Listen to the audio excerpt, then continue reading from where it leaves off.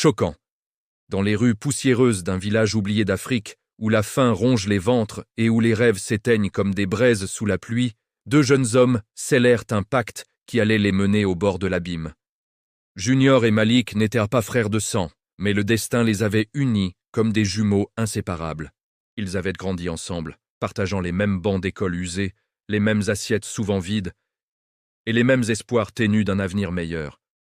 Quand l'un avait faim, l'autre divisait sa maigre portion. Quand l'un trébuchait, l'autre le relevait sans un mot. Leur village, niché au cœur d'une savane impitoyable, n'offrait rien d'autre que la misère quotidienne. Pas d'emploi décent, pas de perspective, seulement une galère infinie qui usait les âmes comme le soleil craquelait la terre.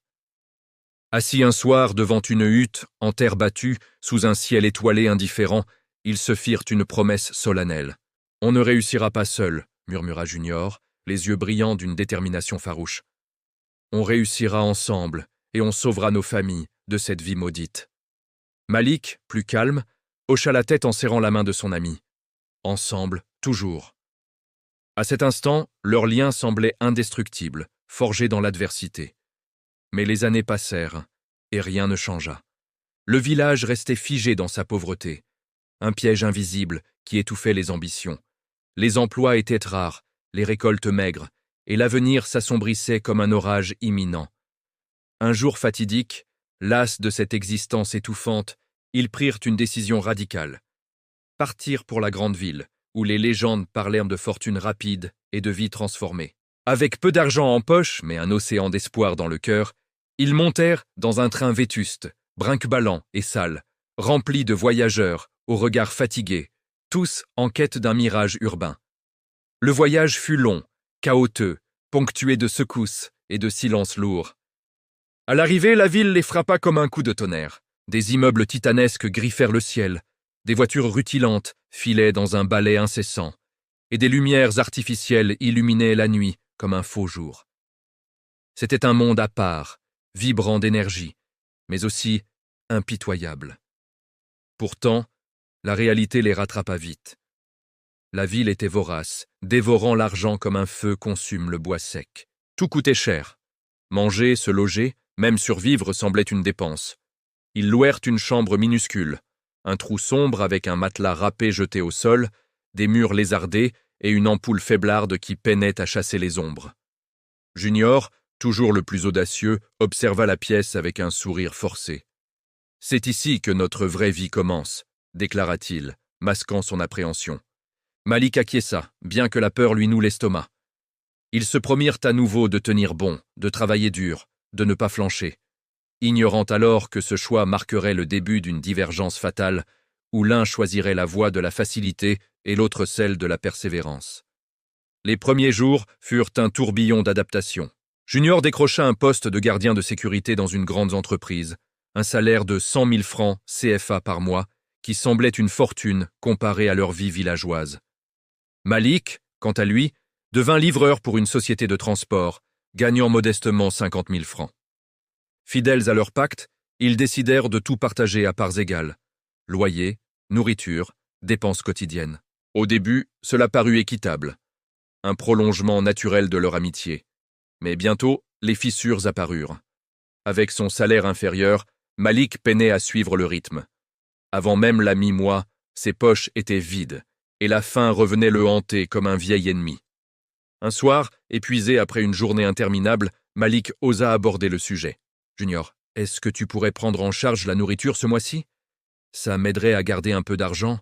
On est encore le 13 et je n'ai plus rien. » Junior, sans lever les yeux de son repas frugal, répondit sèchement « Non, chacun gère sa part, faut apprendre à se débrouiller seul. » Malik baissa la tête, ravalant sa fierté pour éviter le conflit.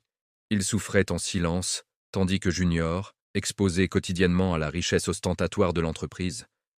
Voiture de luxe, patrons arrogants, chauffeurs obséquieux, sentait naître en lui une envie dévorante. Toute la journée, il ouvrait des portails à des hommes qu'il ignorait, imaginant secrètement le jour où il serait de l'autre côté, où l'on ouvrirait pour lui. Le soir, assis devant leur porte branlante, ils discutaient encore de leurs rêves, mais les mots sonnaient différemment. « Moi, je veux devenir riche, une grande maison, une grosse voiture, Plusieurs femmes, confiait Junior avec une lueur avide dans les yeux. Malik, plus mesuré, répondait « Je veux juste sortir de la misère et aider nos familles ». Leurs visions divergèrent déjà, comme deux chemins se séparant dans la forêt. Pourtant, ils persévéraient, ignorant que le destin, tel un chasseur patient, préparait son piège. Un jour ordinaire allait tout changer, propulsant Junior vers les sommets illusoires et Malik vers les abysses de la solitude. Abonne-toi à la chaîne Roosevelt des contes africains, laisse un like et le nom de ton pays en commentaire pour soutenir plus d'histoires comme celle-ci. Choquant. Au cœur d'une ville impitoyable où les lumières éblouissantes masquent les ombres les plus sombres, Junior se tenait au seuil d'une tentation qui allait ébranler les fondations de son âme.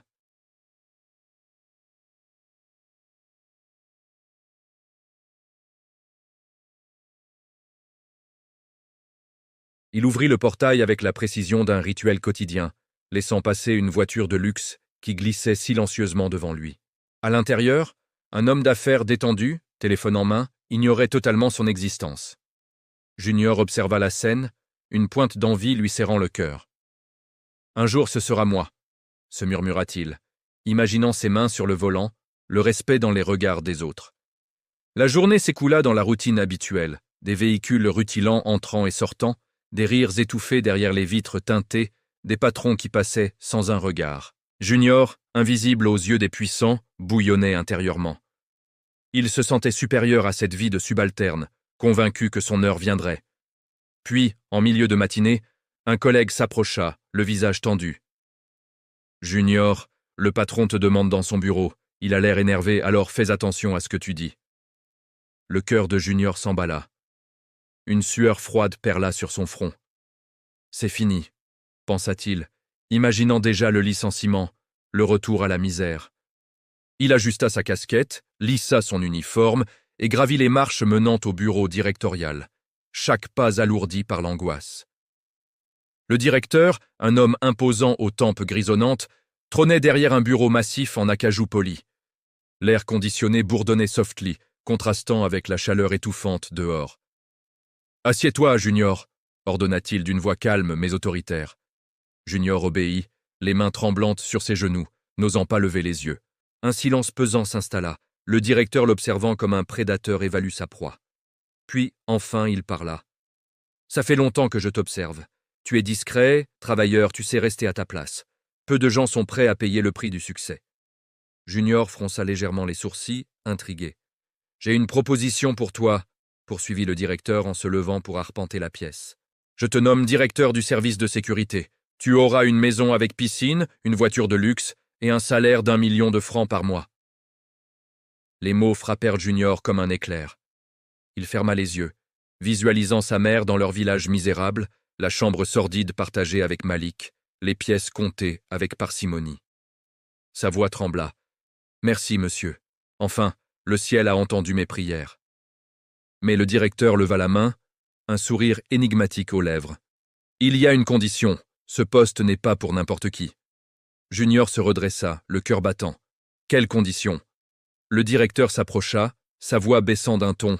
« Tu passeras la nuit avec moi. » Junior bondit de sa chaise, horrifié. « Non, jamais!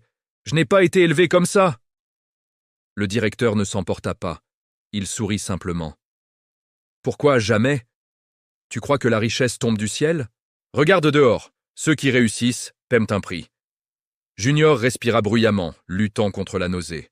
« Vous voulez me salir pour de l'argent?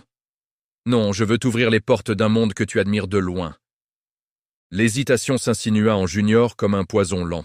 « Et la voiture, quelle marque ?» Le directeur rit doucement. « Celle que tu veux, Lamborghini, Ferrari, Rolls-Royce. Même pour la maison, tu choisiras. » Junior fixa le sol, une voix intérieure le harcelant.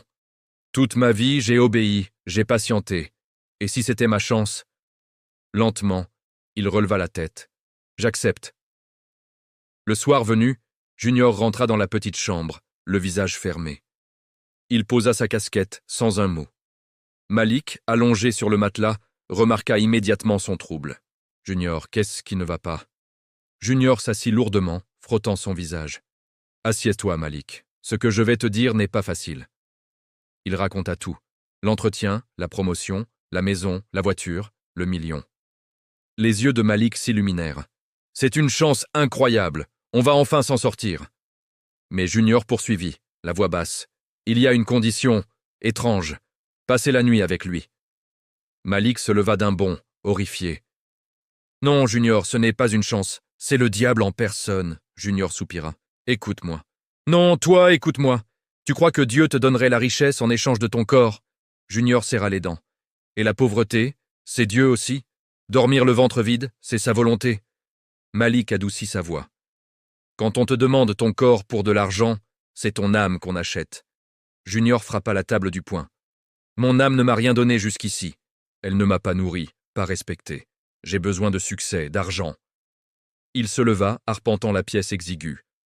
J'en ai marre d'être humble, d'ouvrir des portails aux riches. Je veux être respecté.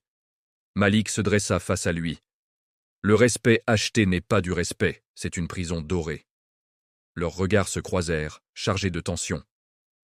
Si quelqu'un me donne tout ça pour une nuit, c'est que ma vie vaut plus que ma dignité actuelle, argua Junior. Malik secoua la tête. Non, ça veut dire que ce que tu portes en toi est inestimable, et tu le vends pour du matériel. Junior haussa le ton.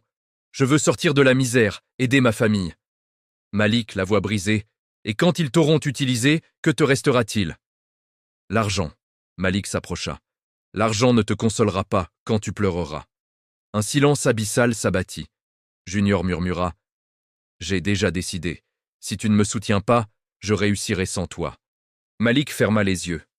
Alors, tu vas me perdre, et te perdre toi-même. Junior murmura. Peut-être, mais je ne peux plus reculer. Quelques jours plus tard, la transformation fut brutale. Junior fut officiellement promu, recevant les clés d'une villa somptueuse avec piscine et jardin luxuriant, ainsi qu'une voiture étincelante.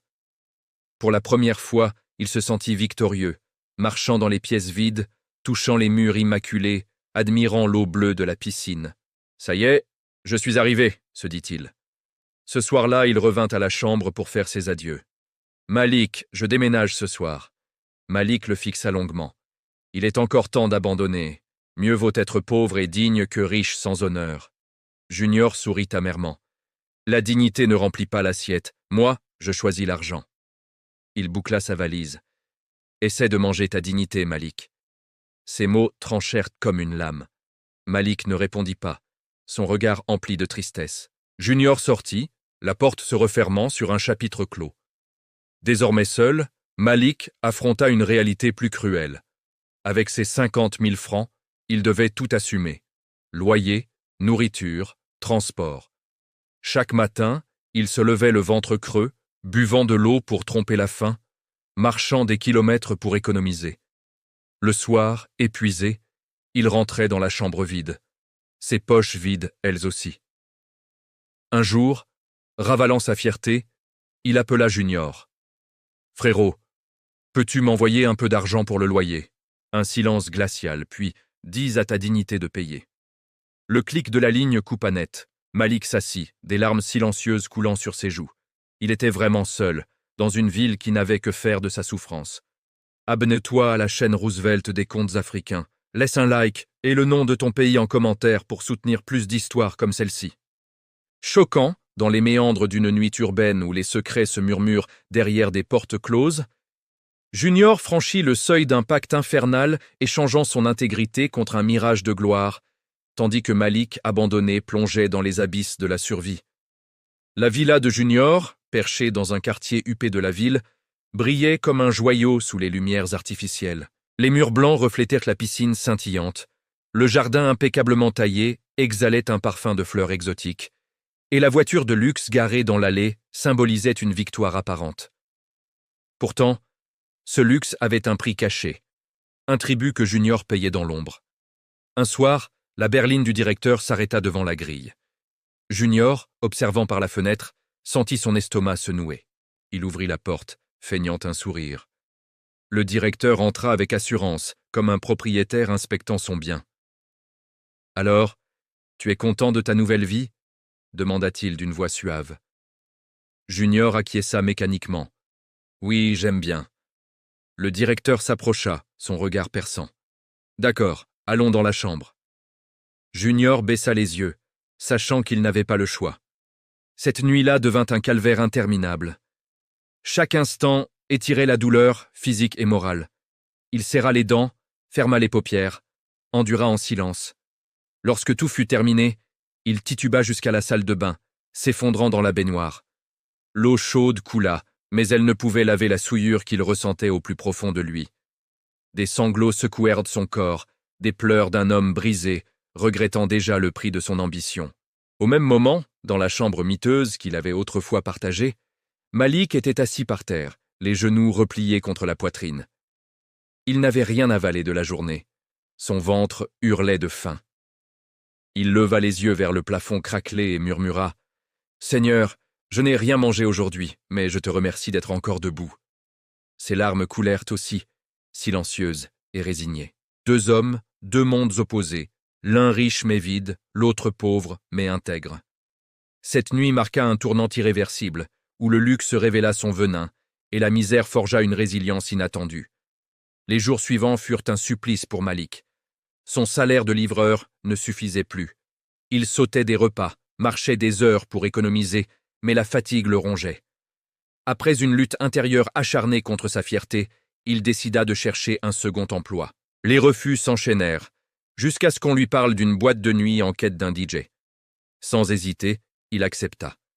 La journée, il sillonnait la ville sur sa moto usée, livrant des colis sous un soleil implacable, le dos en feu, les mains noircies. Le soir, à peine rentré, il se lavait hâtivement, enfilait un t-shirt propre et repartait. Dans la boîte, derrière les platines, Malik se transformait. Il observait la foule, sentait le pouls de la nuit et lançait des rythmes qui faisaient vibrer les corps. Pendant ces heures, il oubliait la faim, la galère. Les sourires des danseurs étaient son baume temporaire. Pourtant, même avec ce double emploi, il ne roulait pas sur l'or, juste assez pour payer le loyer et manger frugalement. Parfois, seul dans sa chambre, Malik consultait son téléphone, tombant sur des photos de Junior. En voiture de luxe, dans des lieux chics, souriant avec assurance. Il fixait l'écran en silence, pensant « C'est donc ça, la réussite ?» Un soir, la boîte était bondée, l'ambiance électrique. Malik enchaînait les tracks avec maestria quand une agitation à l'entrée attira son regard. Junior fit irruption, impeccablement vêtu, entouré de femmes élégantes, irradiant une confiance ostentatoire. Il leva les bras et cria « Ce soir, je paye pour tout le monde !» La foule acclama, les bouteilles affluèrent, l'argent coula à flots. Malik posa un instant, le cœur serré. « Moi, je galère pour survivre, et lui… » Junior, absorbé par sa cour, ne jeta même pas un regard vers les platines, comme si Malik n'existait plus. Blessé, Malik reprit la musique, mais intérieurement, une faille se creusa.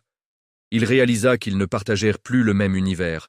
Leur fraternité s'était effritée sous le poids de l'ambition. La fatigue accumulée eut raison de Malik. Un matin, il ne put se lever. La fièvre le clouait au matelas, sa tête tournoyait, ses jambes refusaient d'obéir. Les voisins, alertés par son absence, forcèrent la porte et le transportèrent à l'hôpital.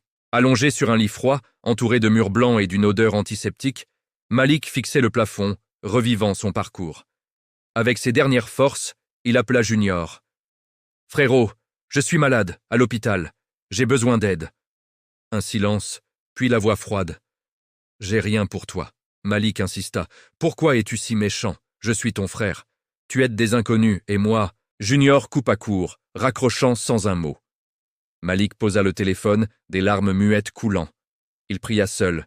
« Seigneur, donne-moi la force de tenir. » Grâce à ses économies maigres et aux soins, il sortit affaibli, maigre, mais vivant. Le lendemain, malgré sa faiblesse, il se rendit à la société de livraison pour sauver son poste. « J'étais hospitalisé, j'ai un certificat », plaida-t-il. Le responsable balaya l'argument. « Ton poste est pris.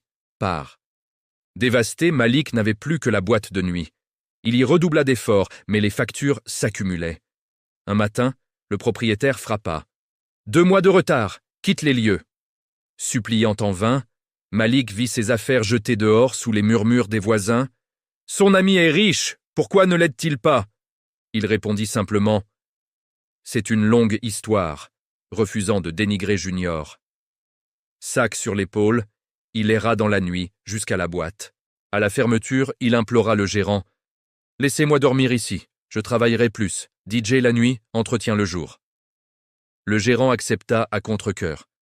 Dès lors, Malik balayait les sols collants, ramassait les bouteilles, nettoyait les toilettes, s'endormant sur un canapé dur, harcelé par les moustiques. Pourtant, cette épreuve le transforma. Derrière les platines, il affinait son art, sentant quand accélérer, quand adoucir, enchaînant les sons avec une intuition croissante. La boîte se remplissait, les clients venaient pour l'ambiance de Malik. Un soir survolté, un riche client posa une enveloppe. 5 millions. Malik remercia, priant intérieurement. « Si c'est le fruit de mon travail, protège-le. » Le lendemain, il loua une maison simple, rangea l'argent précieusement. Son nom circula, quartier, ville, pays. « Tu connais DJ Malik? Il fait danser comme personne. » Les week-ends débordaient, les riches affluaient pour se montrer, jetant des enveloppes pour le prestige.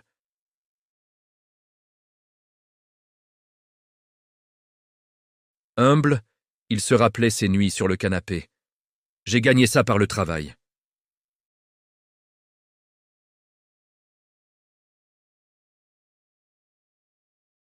Abonne-toi à la chaîne Roosevelt, des contes africains, laisse un like et le nom de ton pays en commentaire pour soutenir plus d'histoires comme celle-ci. Choquant, au sommet d'une opulence factice, où les nuits se mutent en cauchemars et les alliances en chaînes invisibles, Junior découvrit le vrai visage de sa réussite, un abîme qui l'engloutit lentement tandis que Malik, de l'autre côté du gouffre, gravissait les échelons de la reconnaissance authentique. Au début, Junior ne perçut pas les fissures dans son palais de verre. Sa villa brillait toujours, sa voiture ronronnait avec arrogance, et son salaire tombait comme une pluie bienvenue. De l'extérieur, il incarnait le triomphe. Costume taillé sur mesure, dîner dans des restaurants huppés, une cour d'admirateurs éphémères. Mais à l'intérieur, un vide grandissant le rongeait. Le directeur l'appelait de plus en plus souvent, des messages laconiques au crépuscule, des summons impérieux tard dans la nuit. « Viens ce soir. » Junior hésitait, invoquant la fatigue, mais il cédait toujours, se rappelant le prix de son élévation. « C'est temporaire, » se convainquait-il, ignorant que le piège se resserrait. Puis, un soir, le directeur arriva non seul, mais accompagné de 5 amis, tous des hommes influents, au sourire carnassier. Junior comprit instantanément. Ce ne serait pas une nuit ordinaire. Son pouls s'emballa, une nausée montante lui serra la gorge. Il voulut refuser, fuir, mais son regard balaya la pièce, les meubles luxueux, la vue sur la piscine illuminée, le confort qu'il craignait de perdre. Il se tut, endurant l'humiliation dans un silence brisé seulement par des rires étouffés. Lorsque l'aube pointa, il s'enferma dans la salle de bain, s'effondrant au sol, murmurant entre 2 sanglots « Comment en suis-je arrivé là ?» Le lendemain, il se leva comme si de rien n'était, masquant ses blessures sous un vernis de normalité. Mais les appels persistèrent, transformant sa villa en prison dorée. Quelques jours plus tard, un nouveau message. « Prépare-toi pour une soirée privée, tu viens avec moi. » Junior, inquiet, interrogea « Quelle soirée ?» La réponse fut évasive. Le soir venu, le directeur posa un sac sur le lit. À l'intérieur, une perruque, des vêtements féminins, du maquillage criard. Junior recula, choqué. « Pourquoi me fais-tu ça? Tu veux m'humilier ?» Le directeur répondit froidement. « Non, je veux tester jusqu'où tu iras pour garder ta place. » Junior trembla. « C'est trop loin. » Un silence, puis « Si tu refuses, tout s'arrête ce soir. La maison, la voiture, le salaire. » Junior pensa à la misère passée, à la chute vertigineuse. Il céda, s'habillant avec des mains tremblantes, se sentant se dissoudre dans le miroir. À la soirée, la musique pulsait. Les lumières stroboscopiques masquaient à peine les regards moqueurs. Dès son entrée, les murmures fusèrent. « C'est qui ça? Une blague ?» Des rires éclatèrent, des téléphones sortirent pour capturer l'instant. Un homme s'approcha, ricanant. « Fais-nous un show !» Junior baissa la tête, la honte le consumant comme un feu. Le directeur souriait, distant. Cette nuit brisa définitivement quelque chose en lui. Il n'était plus un homme respecté, mais un jouet, utilisé et jeté. Le réveil fut brutal un matin suivant. Son téléphone vibra frénétiquement. Appel manqué. Message. Notification. Encore ensommeillé, Junior ouvrit un lien au hasard. La vidéo chargea. Lui, dans sa villa, dans une intimité compromettante avec un homme. Pas de montage, pas d'ambiguïté. Son visage clair, sa voix reconnaissable. « Non, impossible », balbutia-t-il, les mains tremblantes. Les commentaires déferlaient. Le directeur a vendu son âme pour l'argent. Je ne le regarderai plus pareil. La vidéo se propagea comme un virus, envahissant les réseaux, les groupes, les conversations. Junior arpenta sa maison en panique, répétant « Ça va passer », mais au fond, il savait. Sa réputation était irrémédiablement souillée. Pris de terreur, il appela le directeur « Cette vidéo me détruit. Vous m'aviez promis la protection. » Un silence, puis « Viens au bureau, immédiatement. » L'entrevue fut un supplice. Le directeur, visage fermé, croisa les mains. L'image de l'entreprise est touchée. Junior plaida. « J'ai fait tout ce que vous demandiez.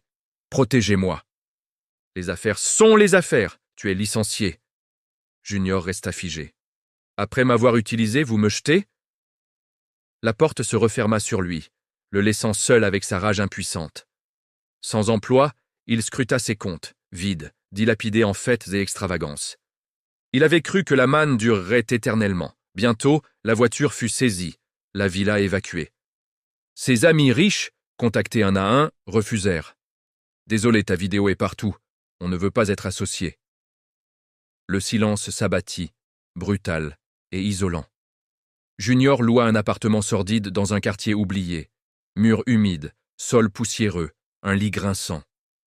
Assis là, il contempla son reflet brisé, réalisant « Tout ce qui monte trop vite redescend violemment. » Pendant ce temps, le succès de Malik explosait. Son nom résonnait au-delà des frontières. Invitations à des festivals, voyages en jet privé, foules en liesse scandant « DJ Malik ». Il acheta une maison élégante, investit sagement, aidant discrètement sa famille et village. Humble, il se rappelait ses nuits sur le canapé de la boîte, priant pour que son ascension reste pure. Un soir, naviguant sur les réseaux par habitude, Junior tomba sur des images de Malik à Dubaï. Lumières éblouissantes, podium géant, acclamations. « Comment ?» murmura-t-il, incrédule. Les vidéos montraient des Malik, maître de la nuit, respecté pour son talent. Junior comprit. Malik avait triomphé par le labeur, lui par un marché faustien qui l'avait anéanti. Une information filtra. Malik était de retour au pays. Junior hésita longtemps, pesant l'humiliation. Finalement, il appela. Une fois, deux, trois, pas de réponse. Malik, submergé par les demandes, n'avait plus de place pour les fantômes du passé. Déterminé, Junior se rendit chez lui. Devant la maison belle et sereine, il frappa, le cœur en tumulte. Malik ouvrit, leurs regards se croisèrent en silence. Puis Junior s'effondra à genoux, sanglotant. « Pardonne-moi, Malik, j'ai tout gâché. » Malik, visage fermé, répondit. « Rentre chez toi, je ne veux pas te voir. » Junior pleura plus fort. « Donne-moi une chance, j'ai faim. » Un silence pesant. Malik soupira, s'écartant. « Entre. » Dans le salon spacieux, Junior s'assit au bord du canapé, tête basse. « Tu m'as abandonné quand j'étais au plus bas, » rappela Malik calmement. « Pourquoi te pardonner ?» Junior avoua. « J'étais aveugle, l'argent m'a détruit. » Malik hocha la tête. « Je t'avais prévenu. » Puis adouci. « Je t'aiderai, mais je ne peux pas m'associer à toi. Ta réputation... » Junior comprit, acceptant l'argent tendu. « Merci. » Il partit, le cœur lourd, ignorant que le destin réservait un dernier coup. Abonne-toi à la chaîne Roosevelt des contes africains. Laisse un like et le nom de ton pays en commentaire pour soutenir. Plus d'histoires comme celle-ci. Choquant. Dans les couloirs froids d'un hôpital où la mort rôde comme une ombre insatiable, Junior affronta les conséquences finales de ses choix, tandis que Malik, malgré la douleur du passé, prouva que le pardon est la plus grande force de l'âme humaine. À peine un mois après leur rencontre tendue, le téléphone de Malik sonna en pleine réunion animée. Des rires fusaient autour de lui, des projets se dessinaient, mais l'écran affichait « Junior ». Il hésita, un soupir lui échappant. « Qu'est-ce qu'il y a encore ?» pensa-t-il, décrochant. La voix à l'autre bout était méconnaissable, faible, haletante, brisée. « Mon frère, je suis à l'hôpital. » Le monde de Malik s'arrêta net. Sans poser de questions, Il bondit. « Où es-tu » Junior balbutia le nom de l'établissement. Malik raccrocha, annula tout, saisit ses clés et fila vers sa voiture, conduisant à une vitesse folle, le cœur martelant une prière silencieuse. « Pas maintenant, Seigneur, pas comme ça !» À l'hôpital, l'atmosphère était oppressante. Couloirs interminables, odeurs âcres de désinfectants, murmures étouffés des familles en deuil. Malik accéléra le pas, puis ralentit, appréhendant la vérité. Devant la chambre, un médecin sortit, le visage grave. « Vous êtes un proche de Junior ?» ?»« Oui, son frère. » Le praticien inspira profondément. « Il souffre d'une maladie grave qui détruit ses intestins. C'est avancé. » Malik chancela. « On peut le soigner ?»« Dites-moi le prix, je paierai tout. » Le médecin secoua la tête. « Nous faisons le maximum, mais… » Malik refusa d'entendre la suite. Il sortit son téléphone, transféra des fonds colossaux. « Sauvez-le, je vous en supplie. » Les heures devinrent des jours, les traitements s'enchaînèrent, mais l'état de Junior empirait. Maigre, les yeux caves, il luttait contre une douleur qui le consumait de l'intérieur. Un après-midi, Malik entra dans la chambre. Junior, assis sur son lit, esquissa un sourire fantomatique en le voyant. « Merci d'être venu. » Malik s'approcha, masquant son choc devant ce corps émacié. « Je suis là, tu vas t'en sortir. » Junior le fixa longuement, comme pour imprimer son visage dans sa mémoire. Puis des larmes perlèrent. « Je suis désolé pour tout. J'aurais dû t'écouter, rester digne, j'ai tout gâché. » Malik sentit sa gorge se nouer. « Ne dis pas ça, ce n'est pas fini. » Junior secoua la tête faiblement. « Je le sens, c'est trop tard. » Les larmes coulèrent sur les joues de Malik. « Non, on trouvera une solution. » Junior murmura, la voix presque inaudible. « Pardonne-moi. » Malik serra sa main, pleurant ouvertement. « Je t'ai déjà pardonné, tu es mon frère. » Quelques heures plus tard, les moniteurs bipèrent régulièrement, puis le rythme ralentit. Bip, bip. Un long silence assourdissant. Le médecin entra, vérifia les écrans, posa une main sur l'épaule de Malik. « C'est fini. » Malik s'effondra, suppliant. « Faites quelque chose. » Mais la vie avait déserté Junior. Les jours suivants furent un brouillard pour Malik. Le succès continuait, soirées bondées, musique enivrante, acclamations, mais intérieurement, un vide béant persistait. Chaque nuit solitaire, il repensait à Junior, pleurant en silence. Levant les yeux au ciel, il priait « Mon Dieu, pardonne-lui, reçois-le au paradis. Malgré tout, il était mon frère. » Cette histoire n'est pas seulement un conte, c'est une leçon gravée dans le feu de la vie. Junior n'était pas intrinsèquement mauvais, il était pressé, aveuglé par l'ambition, prêt à tout pour fuir la misère. Mais en méprisant Malik, en fermant son cœur à la souffrance d'autrui, il sema les graines de sa propre chute. La vie, impitoyable gardienne de l'équilibre, lui rendit chaque acte. Abandonné quand il eut faim, isolé quand il fut au sol, détruit par ce qu'il avait embrassé. Malik, au contraire, choisit la dignité, le travail acharné, et récolta non seulement la richesse, mais le respect véritable, intouchable. Souviens-toi, tout mal infligé revient, amplifié par le temps. La richesse rapide peut éblouir, mais elle ne protège pas de la chute. La dignité, elle, élève lentement mais sûrement. Aujourd'hui, interroge-toi. Comment traites-tu ceux en dessous de toi? Car la vie a une mémoire infaillible. Ce que tu sèmes, tu le récolteras inévitablement. Abonne-toi à la chaîne Roosevelt des contes africains. Laisse un like et le nom de ton pays en commentaire pour soutenir plus d'histoires comme celle-ci.